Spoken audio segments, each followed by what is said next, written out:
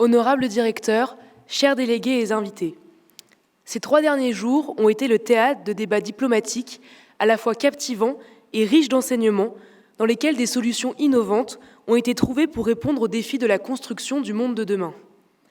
Nos délégués du comité de l'OIT 5 ont toutes et tous activement cherché à améliorer l'insertion des jeunes dans le monde de l'emploi, en s'intéressant premièrement au développement des programmes d'apprentissage pour lutter contre le chômage des jeunes. Après plusieurs heures de fructueuses discussions en comité, des consensus ont pu être trouvés et 2 résolutions ont été adoptées. La première, portée par la représentante des travailleurs du Japon, a su trouver un équilibre entre participation financière, engagements sociaux et avancées éducatives pour garantir aux jeunes des formations variées et de qualité. La deuxième résolution, portée par la délégation des employeurs du Maroc, a également le mérite d'être particulièrement bien construite. Cette dernière propose une collaboration étroite entre gouvernement et entreprises et garantit un accompagnement pour les jeunes, de l'école à l'insertion dans le monde du travail. Nos très chers délégués ont su se montrer tout aussi impliqués dans les débats lors de la deuxième problématique.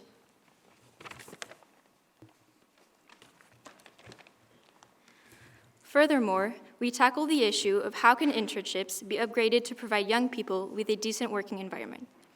Our first resolution, submitted by the delegation of the Chinese government, was able to encourage member states to find the right balance between the work done in internships and the way to set up measures to protect them.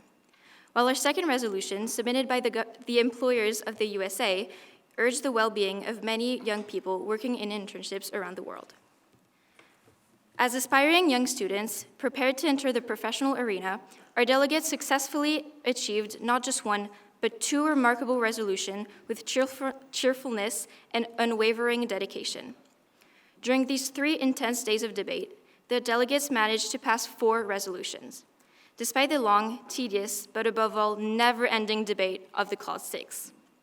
We would like to thank our wonderful delegates, interpreters, translators, and most of all, admins, without who this conference would have never happened. Well done, delegates. Thank you for your delightful work, and above all, thank you for making this the best opportunities I could ask for.